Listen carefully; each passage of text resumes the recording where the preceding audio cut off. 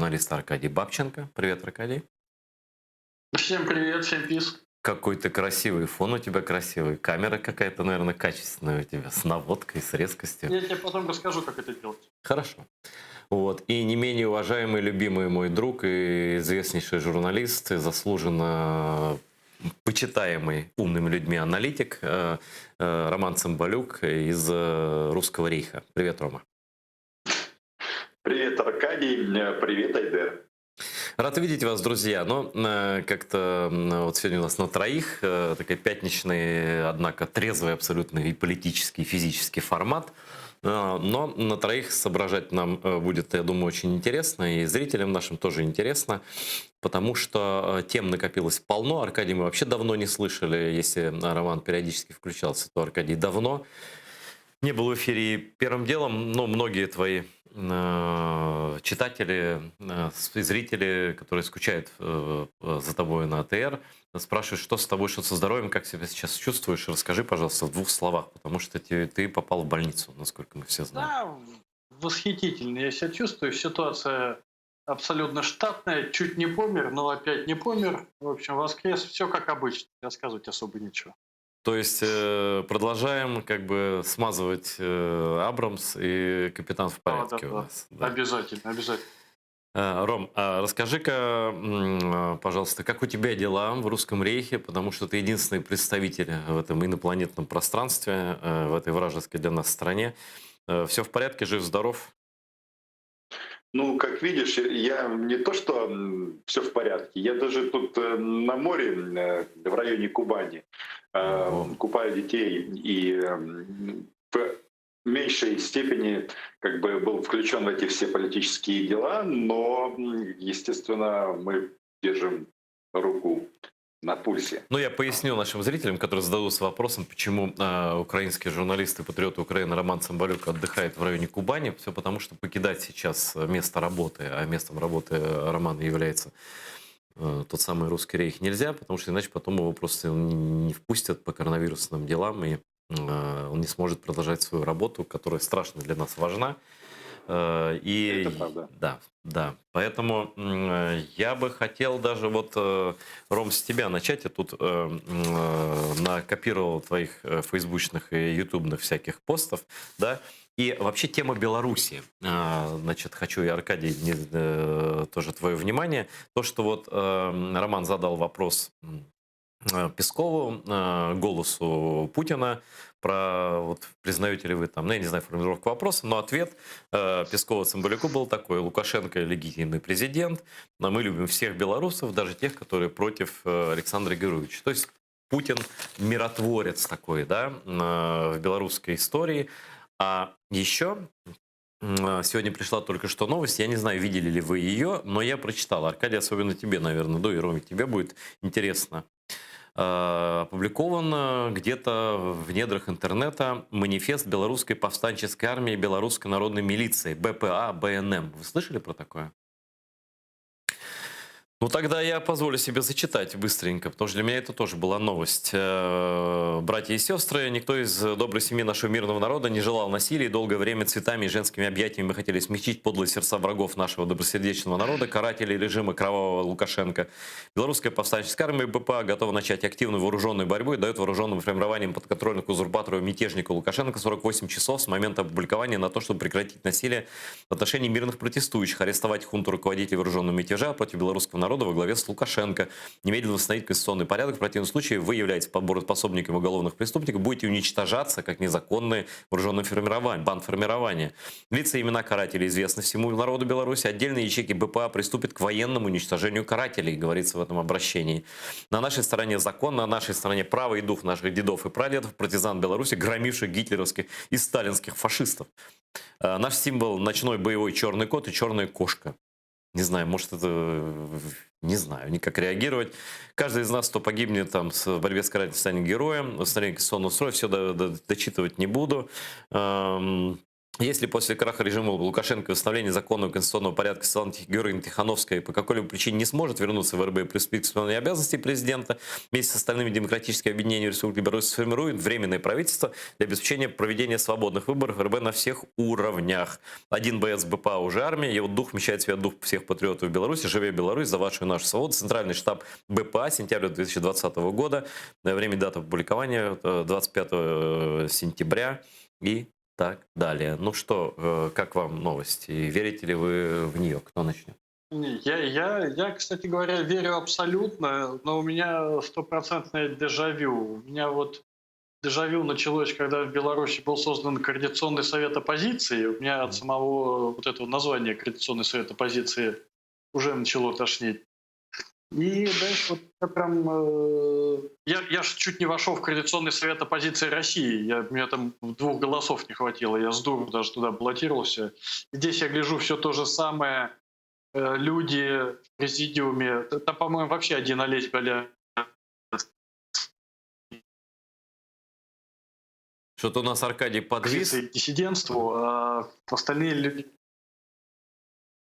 люди какие-то вообще левые. Да? И вот с тех пор у меня дежавю так и продолжается. И сейчас у меня то же самое дежавю, потому что вспомни, после того, как мирные протесты в России они продолжались 2 года, но после того, как все это сошло на нет, там тоже появились приморские партизаны, потом какие-то мурманские партизаны, взрывали там приемную ФСБ в Мурманске, где-то что-то поджигали. Я вполне допускаю, что найдется там 5-10, даже 100 человек, которые, может быть, возьмут какие-то дробовики и действительно пойдут, убьют там 1-2 лукашенских милиционеров. Но, собственно, на этом все и закончится, потому что в диктатуре невозможно, в такой диктатуре невозможно какие-то там малые партизанские образования, они будут уничтожены очень быстро, потому что они просто не в состоянии будут противостоять всей этой милицейской машине. Варианта только 2. Либо действительно Майдан, общенародный такой подъем, когда люди, большинство людей действительно, или достаточное их количество как минимум, готовы драться и не только погибать, и не только быть избитыми, но и избивать и убивать за свою свободу, либо ничего не получается. Других вариантов я просто... Ну, кстати, недавно же, помнишь, сожгли машину главного пропагандиста лукашенковского, да? Сожгли машину все-таки, она же не сама загорелась. То есть какие-то эти люди действительно есть. И, Роман, а ты что думаешь на эту тему? Как ты считаешь? Ну, во-первых, когда российские представители говорят белорусам, что они всех любят, и тех, кто поддерживает Александра Григорьевича, и тех, кто не поддерживает, тут очень важно знать, что это ни в коем случае не останавливает представителей российского государства, тем более российской армии, стрелять в белорусов в случае чего. Смотрите, украинский премьер нам тоже вот сейчас продолжает рассказывать о дружбе, братстве, еще на чем-то, но при этом как бы это абсолютно никого не останавливает при том, чтобы нажать на спусковой крючок на линии разграничения. Ну и, в принципе, опять же, весь 14, 15, 16 и все остальные годы они проходили под залпы градов. И тоже слова на тему «Как мы вас любим, какой же мы все один, единый народ», как говорил и говорит Владимир Путин.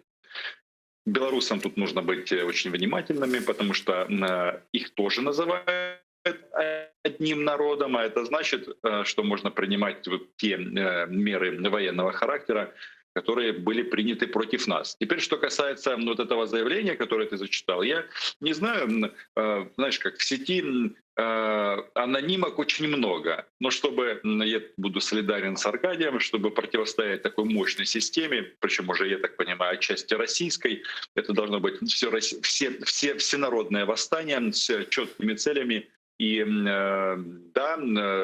шариками, и, как говорила Тихановская, ненасильственным протестом, что, в принципе, по-моему, и ненасильственное сопротивление, оно, как бы, по-моему, первое слово противоречит второму, сделать ничего не удастся. И я не вижу, честно говоря, сейчас вот этой критической массы в белорусском обществе, потому что если бы она была, то она бы уже проявилась. И мы бы видели бы другую Беларусь. А сейчас Александр Григорьевич, ну, подумаешь, он там тайно инаугурировался, но по факту власть сохранена в полном объеме, и никаких угроз, ну, кроме, опять же, со стороны Российской Федерации, для них нет. Смотрите, Я-то, ребят. кстати, Ага. я добавлю, друзья мои, смотри, вот просто самый наиярчайший пример, который можно придумать. Я-то только поддерживаю, наоборот, все это дело и сопротивление, и там поджоги машин всем этим путинским, лукашенковским халуям и кому угодно, и все вот это вот, да. Просто смотри, вот наш с тобой пример, Айдер. Вот сейчас Навального отравил, видимо, опять Пригожин. Судя по его поведению, у меня такое ощущение, что уши растут опять это из головы Пригожин. Да? Давай вспомним, что 2 года назад этот человек, Пригожин, собирался устраивать теракты в Украине. Да? Сначала он собирался, у меня такое ощущение, сначала он собирался убить тебя, а потом он переключился на меня. Почему он переключился на меня? Потому что я начал писать про ДСОРМ, да, движение сопротивления «Русский Майдан». Были в Питере такие несколько человек, наверное, я не знаю, сколько там было, мне не говорили, я и не спрашивал.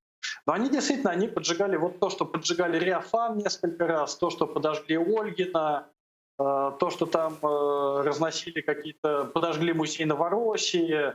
Вот это вот какое-то движение, оно существовало, они действительно что-то поджигали там и оказывали какое-то сопротивление.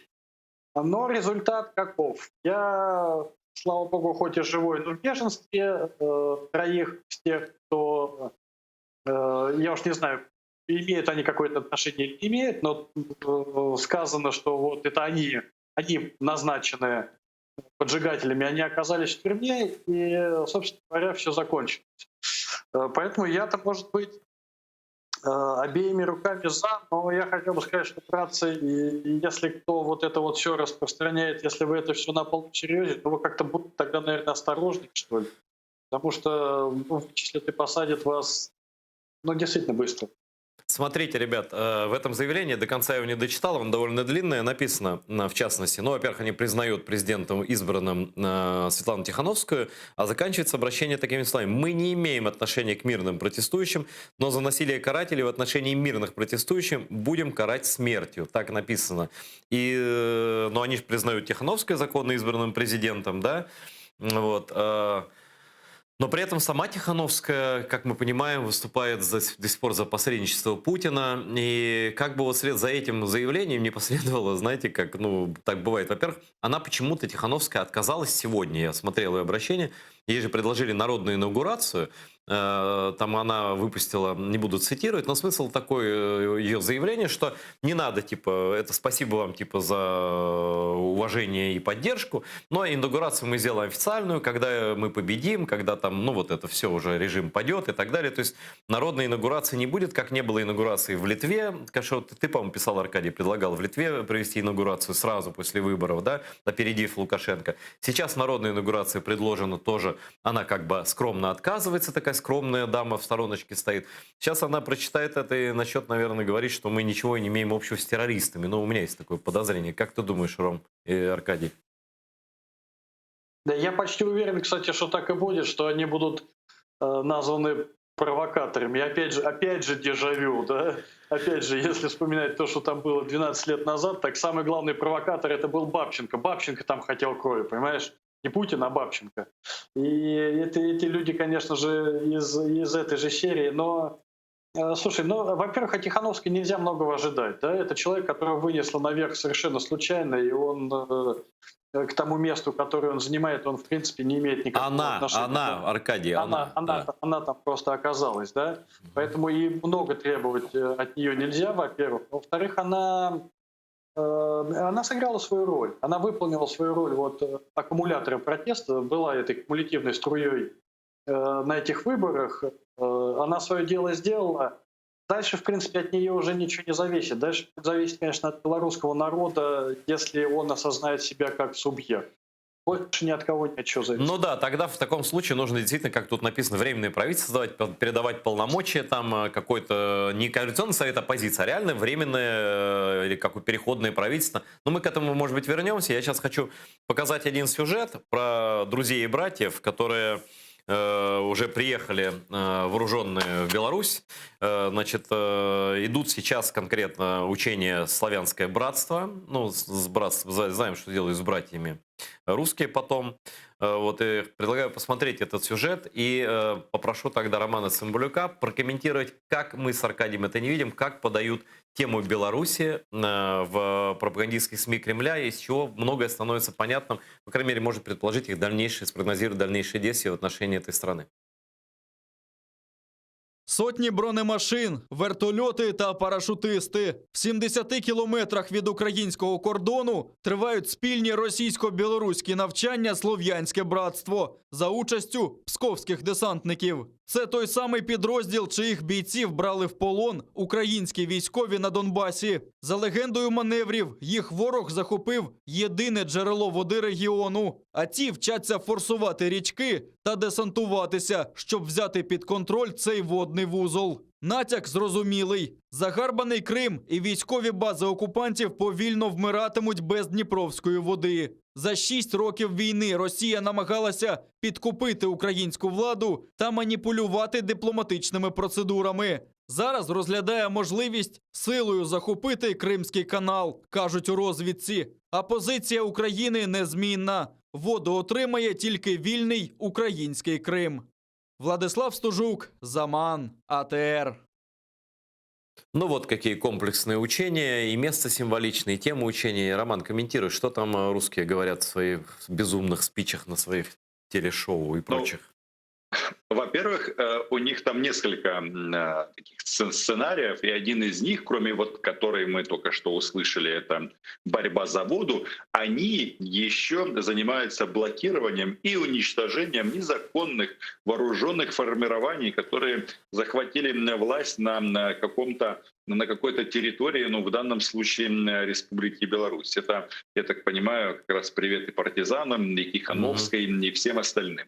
Поэтому в данном случае, как мне кажется, вот, смотря на ситуацию с точки зрения киевских холмов, вопрос один и очень простой. После так называемой инаугурации, так называемой продолжающей действовать президент Лукашенко, он обеспечит то, что было предыдущие 6 лет, или нет? Или теперь история про то, что Беларусь, будучи ближайшим военным союзником Российской Федерации, тем не менее сохраняла, ну, скажем, там какое-то неучастие, вопрос, остается ли гарантия того, что белорусские или российские танки не войдут на территорию Украины.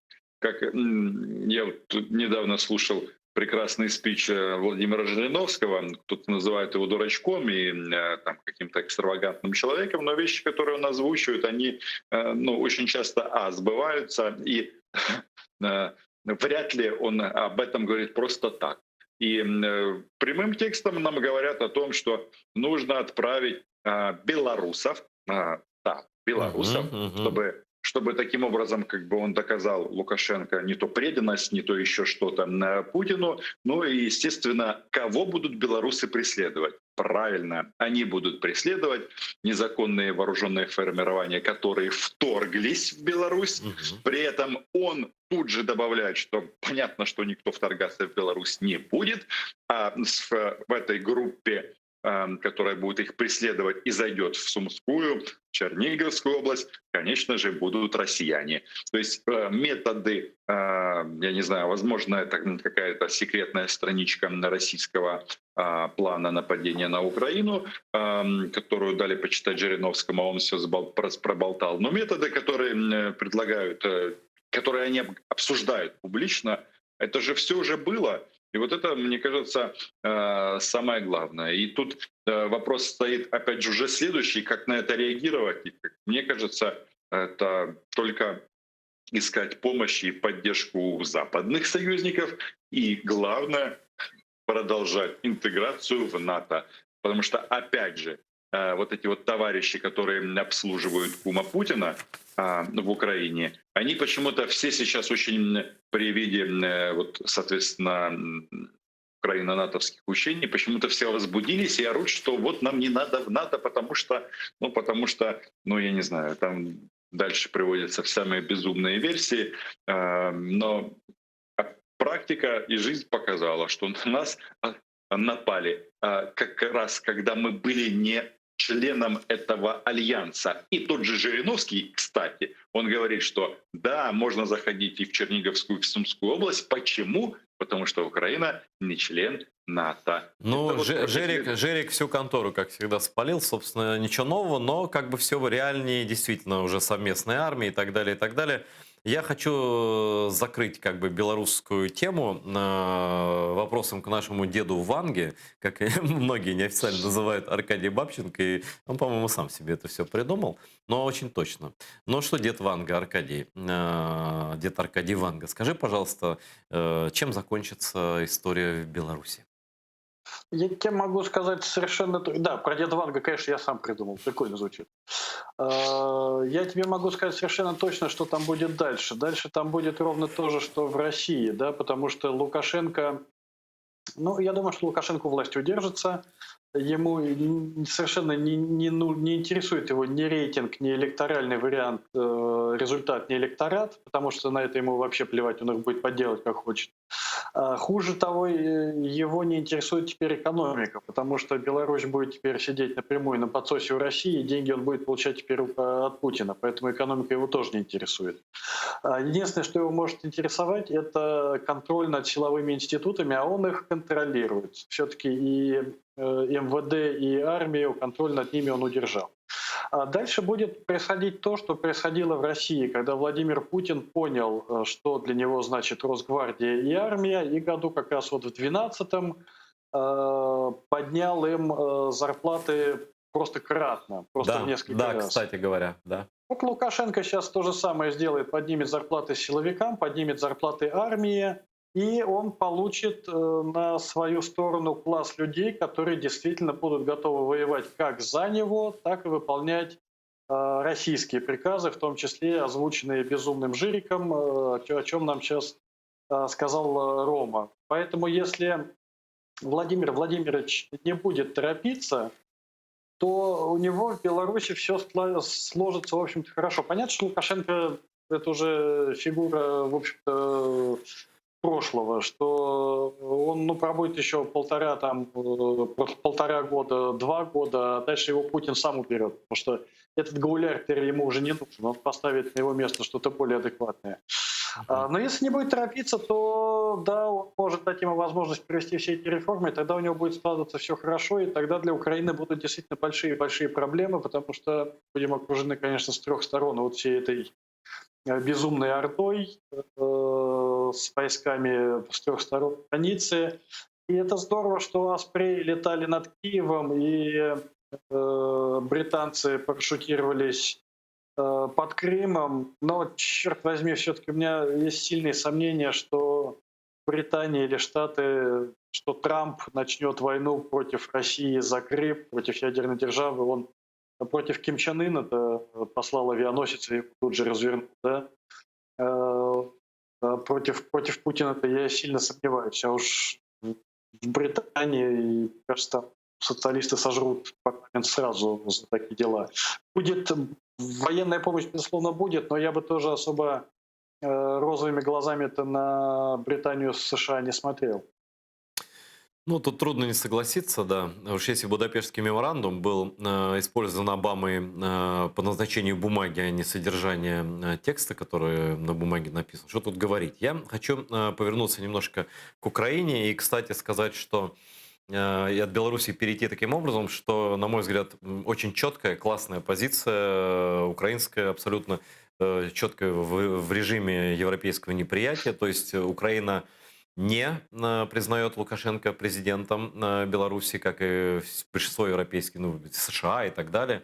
Вот. И я так думаю, что и Минский процесс теперь непонятно, а к кому тогда туда ездить вообще. Ну, пока это все онлайн происходит, только название от Минска, да? А к кому ездить? Видимо, что-то с этим будет. Как ты думаешь, Рома, что будет с Минским процессом вообще? Ну, так коротко. Есть какие-то идеи? Слушай, ну, во-первых, что будет? Ничего не будет. Так он онлайн и останется, да?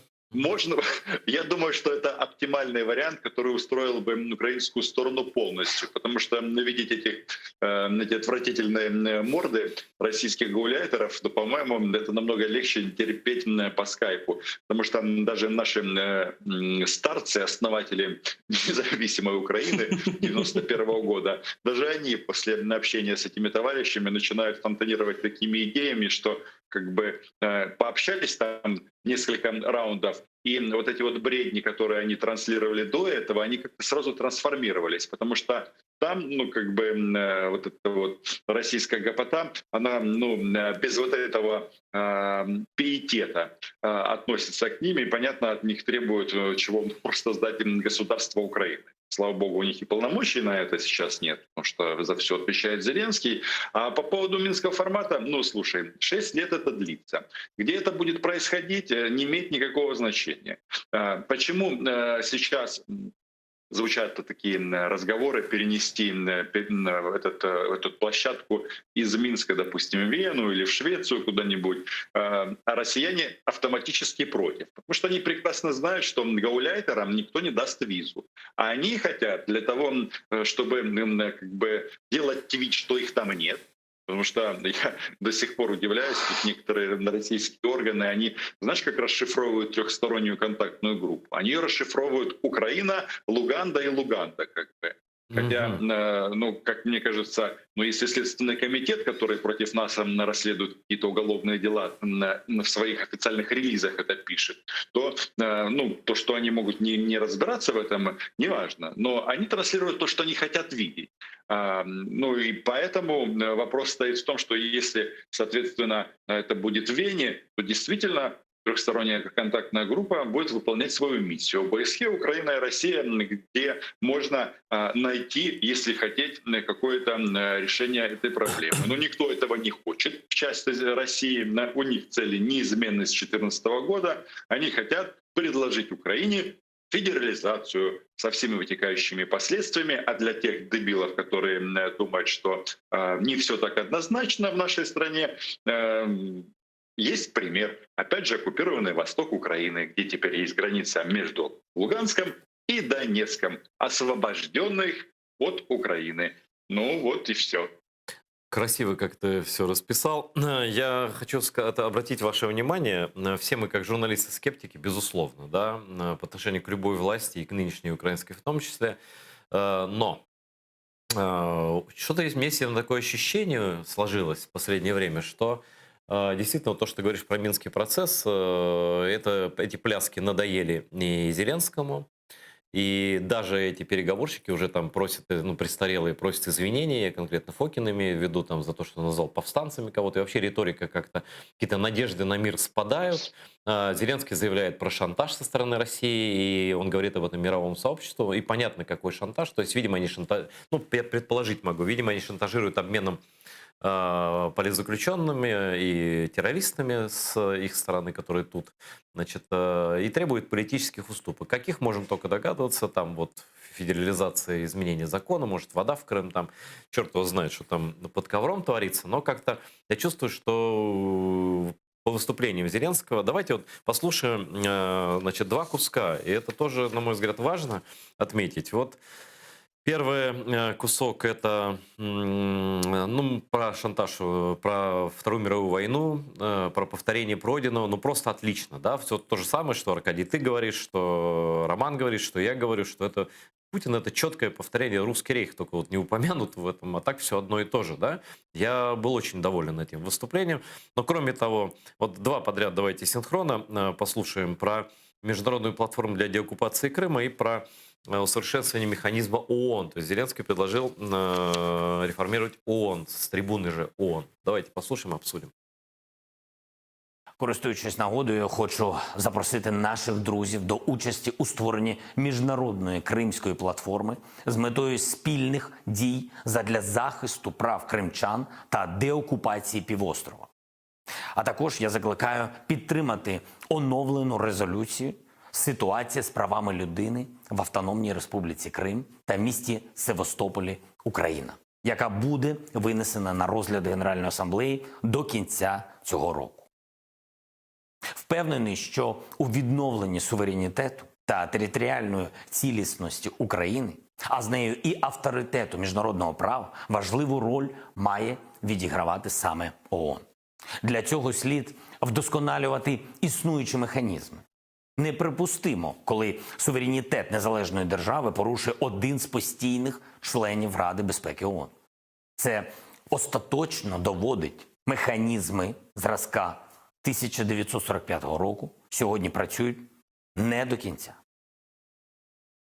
Вот такие слова Зеленского, обращенные к мировому сообществу. Аркадий, твой комментарий, что происходит? Не, ну то, что Россию давным-давно пора выкинуть из Лиги наций, это даже и не обсуждается. И здесь я абсолютно согласен с Владимиром Александровичем. Просто вопрос в том, кто это будет делать. Ну, какой-нибудь Китай наложит вето и привет. Ну, не работают эти механизмы. Они в своем желании толерантности и политеса ко всем странам одинаково создали механизм, который не будет работать. А так-то я это поддерживаю, да. Безусловно, хорошо, что Владимир Александрович написали такой текст, и изменение риторики, конечно, есть, но у меня вопрос, а кто все это будет делать-то? Ну вот кто? Ну вот 1,5 года шли в другом направлении, все это разрушали, смотрели в глаза, целовались в десны, отводили войска, а сейчас бац, давайте типа выкинем Россию из Совбеза ООН. Ну, Европа сейчас на эти дела смотрит и говорит, ребят, нет, так дело не пойдет, давайте вы уж там определяйтесь сами, да? Это, собственно, то, о чем умные люди предупреждали 1,5 года назад, что мы откатимся даже не к 2014 году, ничего подобного, мы откатимся дальше. Потому что в 2014 году, например, ни у кого не возникало вопросов в том, что Крым — это Украина, и за оккупацию Крыма там надо будет вводить санкции. Да? А сейчас, через 1,5 года отката, вопросы будут такие возникать. Не то, что Крым — Украина, этого вопросов по-прежнему ни у кого нет, но вопрос о том, нужно ли вводить новые санкции. Друзья мои, ну вы 1,5 года сами отходили назад, а сейчас будете говорить, давайте ужесточать, давайте там Германия, Бельгия, Франция, вы будете нести экономический урон, а мы вот тут 1,5 года с ними в десны целовались. Не работает, делается так, не будет это сделать. И этот шажок, вот эта дорога, которую 1,5 года назад они отходили обратно, вот чтобы ее пройти за второй раз, она займет уже нифига не 1,5 года, и даже, наверное, не 3. Это теперь уже будет долгий путь. Так что говорит он все хорошо, но он вообще много чего хорошо говорил. Он про зарплату учителям $4000, как замечательно. Ну окей, а что дальше? Что будет делать? Посмотрим, что дальше. Рома, твой комментарий. Ну, я здесь категорически буду оппонировать Аркадию.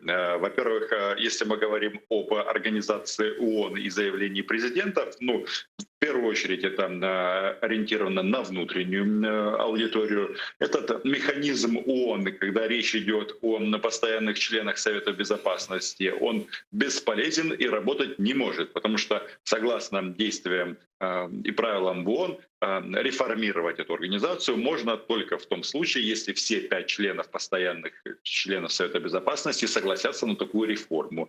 Не думаю, что Путин, Мишустин и какие-нибудь другие товарищи согласятся лишить себя такого удовольствия. Поэтому о реформе Организации Объединенных Наций разговаривают и ведут разговоры уже последних, наверное, лет 30-40. Как раз все по поводу этого статуса постоянных членов Совбеза. Кто-то думает, что их надо сделать больше, потому что там и Германия подросла, и другие экономики стали мощнее.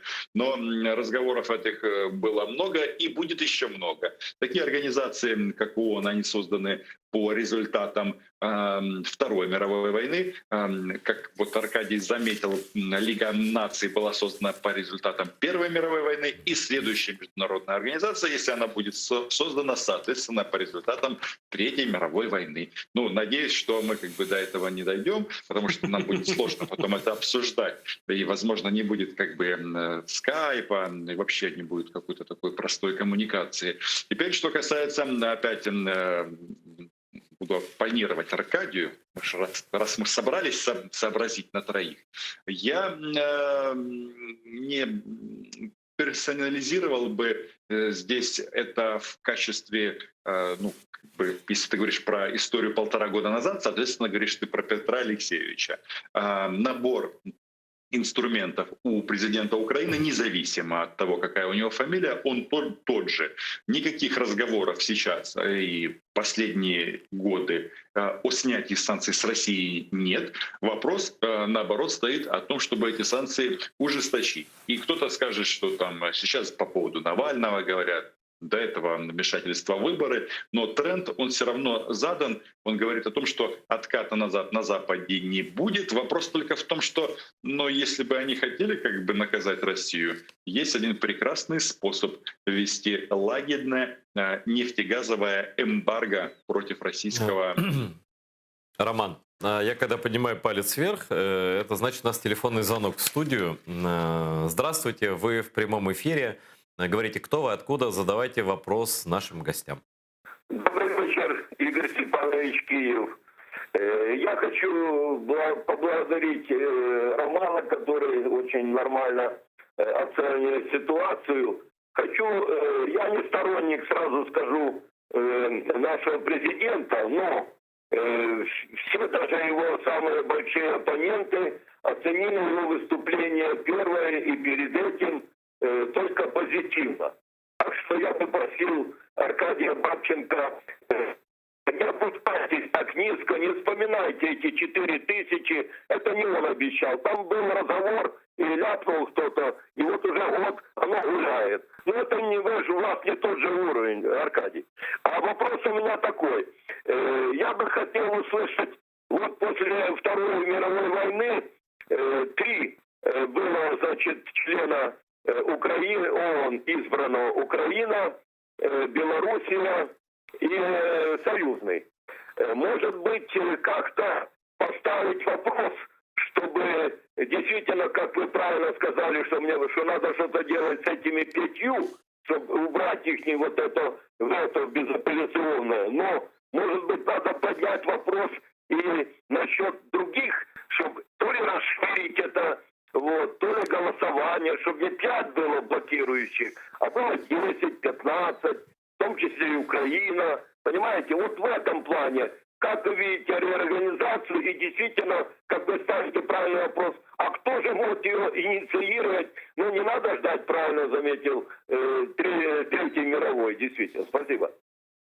Ну, я не знаю, но, по-моему, действительно, реформировать ООН нельзя при нынешних условиях. Вы уже сказали про это. Спасибо зрителям. Да, Это вопрос. Я тут просто добавлю, это вообще история, я сразу вспоминаю лекции из истории международных отношений, которые я когда-то посещал много лет назад. Дело в том, что мы, Украина, Беларусь и, соответственно, РСФСР, они были основателями Организации Объединенных Наций. И тогда Сталин, он хотел, чтобы все союзные республики выступали как отдельными субъектами, ну, таким образом, чтобы голосов у Советского Союза было 15. Но мировое сообщество сказало, ну тогда так, самые пострадавшие Украина, Беларусь, соответственно, РСФСР, Советский Союз, и вот тогда вот оно было сделано таким образом. И это было голосование, это было нужно для голосования на первом этапе формирования этой организации. Сейчас этот статус, как бы, ну, конечно, как потомки великих укров этим всем гордимся. Это говорит о том, что наша тысячелетняя история, она связана узелками везде. И в 1945 году тоже есть наш украинский узел на таком этом масштабе, но объективно это ничего нам дать не может. Сейчас Аркадий, который ни одной лекции не посещал вот, по международным делам, хочет что-то добавить. Не, я просто хочу сказать, что это вопрос не к Цымбалюку, это вопрос к Зеленскому. Пусть делает что. Я только за. Про санкции вы заговорили, и кто-то в СУе упомянул имя Навального, кажется, это был Цымбалюк. Прекрасная история. 3 года назад, или, может быть, 2, не, по-моему, 3, я был в Париже, беседовал с пресс-атташе Макрона, с людьми в французском МИДе, а тогда еще Макрон должен был ехать, они еще скрывали, к Путину в Петербург, и там он с ним гулял по набережной, потом они говорили, что он не знает, поедет или нет, я говорю, да поедет, все с вами ясно, это глазки в пол. И Макрон поехал налаживать отношения с Путиным, да, ну, перезагружать, я не знаю, что там такое, да. И вот, наконец, перезагрузка, на мой взгляд, закончилась. Закончилась она, ну, как во французских романах салонных. Значит, парижская «Ле Монт» опубликовала информацию о телефонном разговоре Путина и Макрона, который состоялся 14 сентября. Но Макрон заявил, что поскольку использование новичка частной организации было бы невозможно, необходимо официальное российское объяснение. А Путин в ответ сказал, что Навальный интернет-скандалист, и что он сам проглотил этот яд. То есть, по сути дела, он сказал этому, Эммануэль, я вот видал тебя в одном месте, со всеми твоими вопросами, со всеми твоими претензиями. Где ты и кто я, да? Сиди и молчи, ешь свой круассан. Он, по сути дела, да и потом у Макрона, то ли он сам, заявили, что кажется, говорить с Россией не о чем. Да вы что? Да неужели?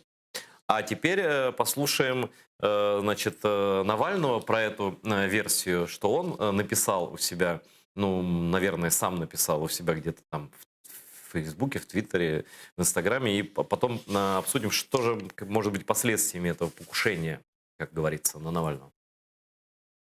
Хороша версія. Вважаю, що заслуговує найпильнішого вивчення. Зварив на кухні новачок, тихо відсьорбнув з фляшки в літаку, впав у кому. До цього домовився з дружиною, друзями і колегами, що якщо МОЗ наполягатиме, щоб мене відвести лікувати в Німеччину, вони ні в якому разі не дозволяли це зробити. Померти в омській лікарні і опинитися в омському морзі, де встановили причину смерті. Прожив достатньо. Ось кінцева мета мого хитрого плану. Але Путін мене переграв. Його просто так не проведеш. У підсумку я як дурень пролежав в комі 18 днів, але свого не домігся. Провокація не вдалася.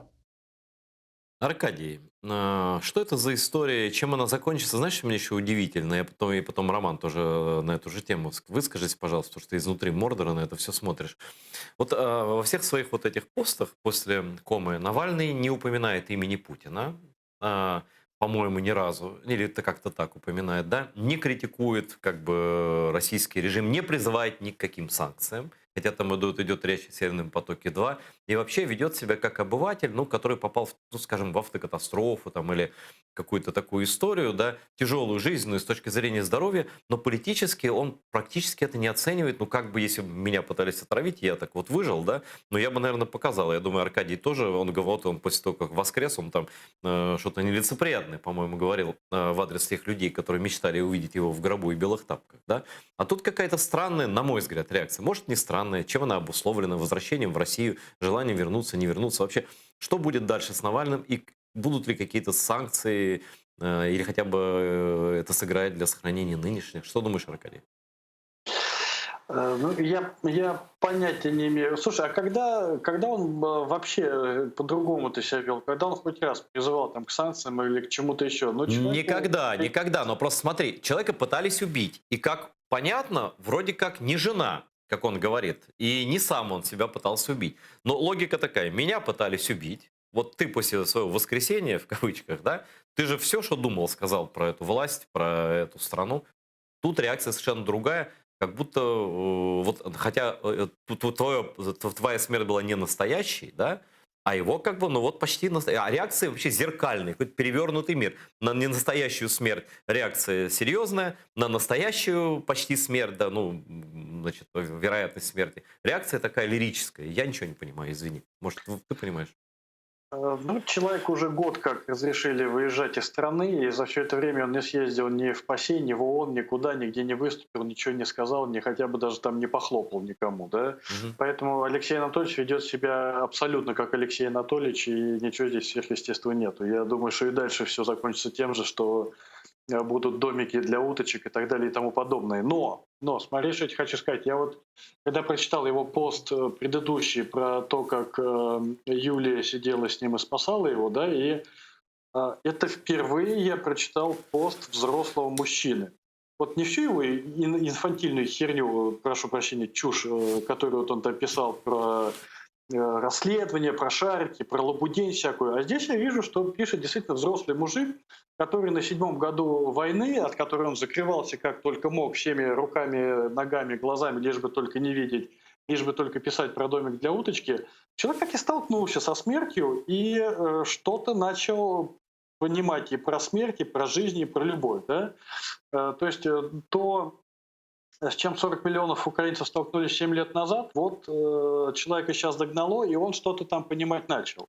И я-то, наоборот, это только приветствую. Может быть, дальше он начнет понимать что-то не только про свою жизнь и смерть, но и про чужую, например, да?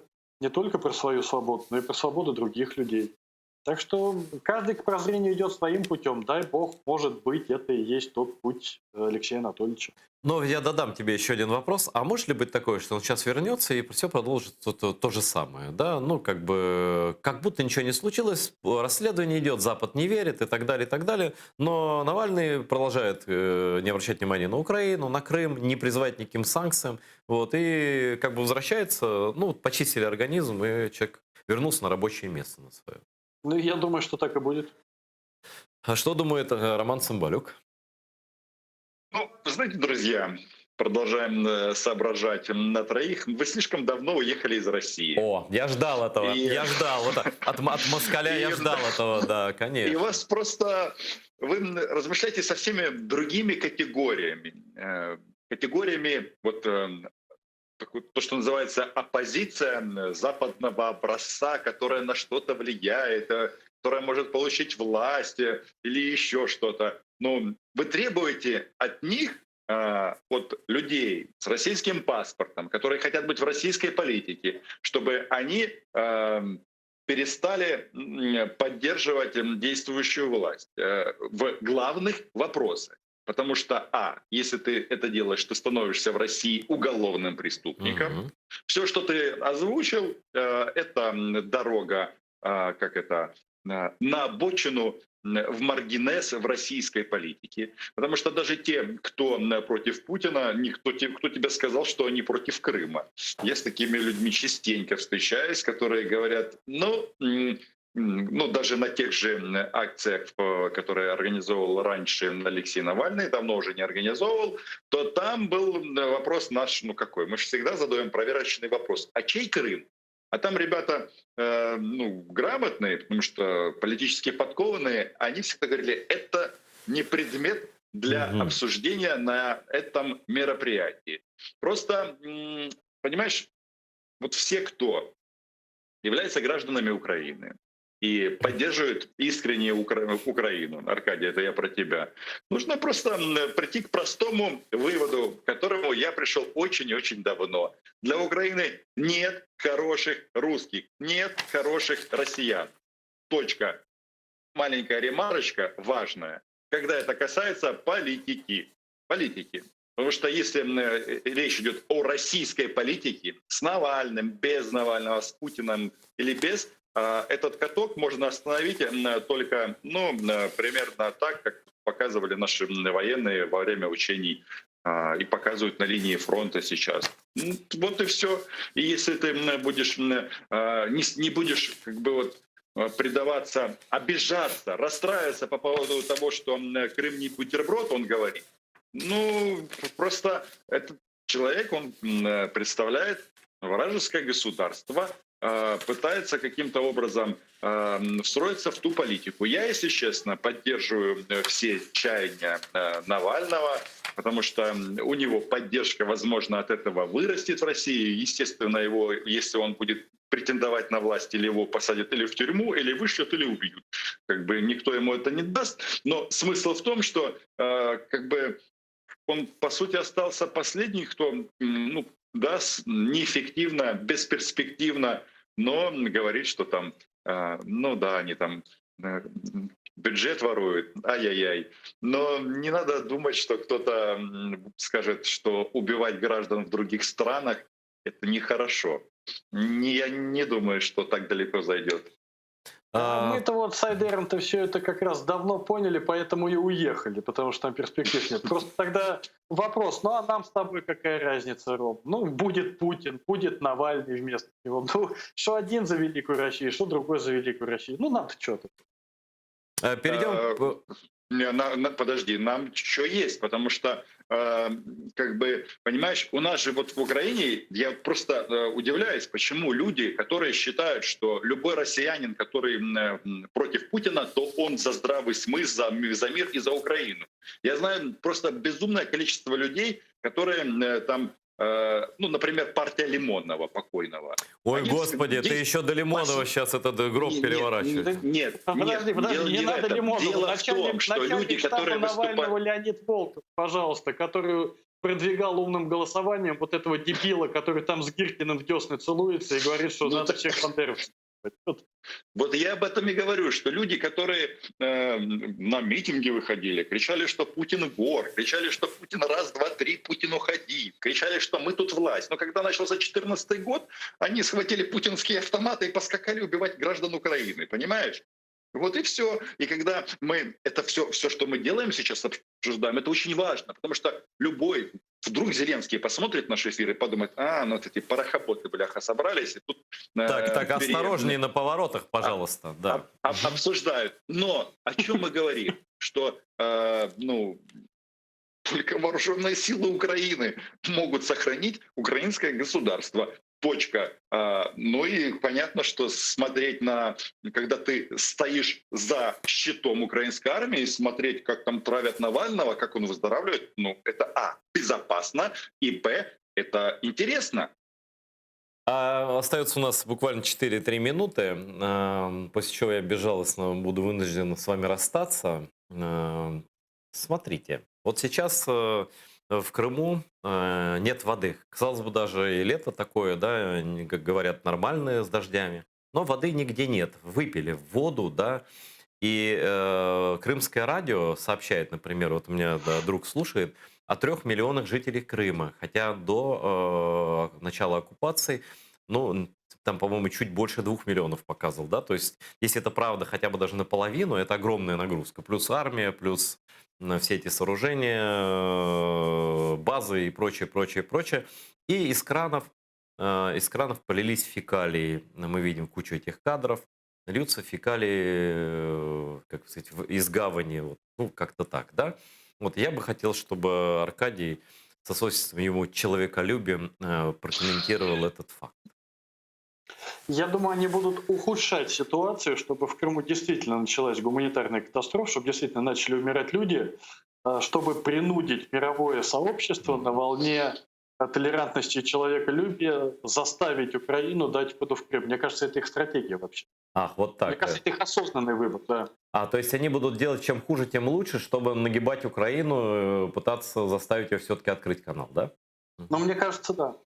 Ром, ну и, во-первых, согласен ли ты с Аркадием насчет того, что это стратегические вещи? И, действительно, может ли такое требование быть выдвинуто? Говорят ли они это уже прямо, артикулируют на каком уровне?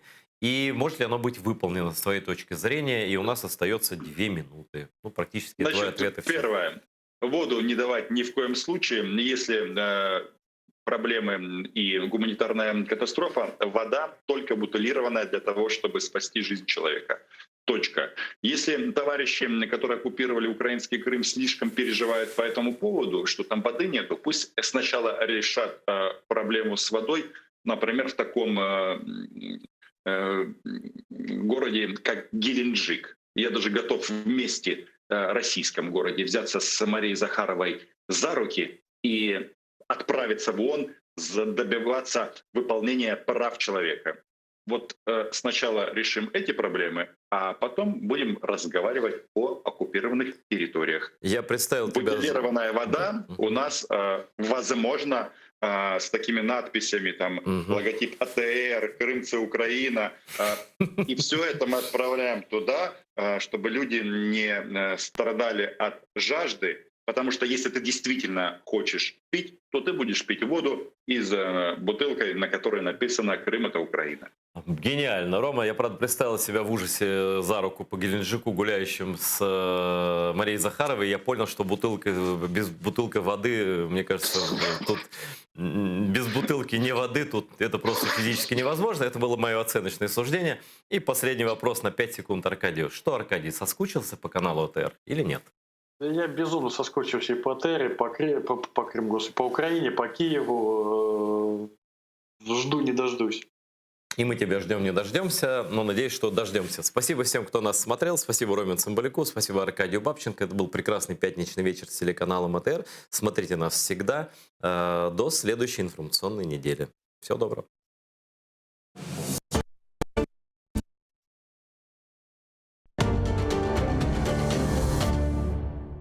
Мы продолжаем знакомить вас с биографиями выдающихся знатоков истории Крыма и крымско-татарского народа.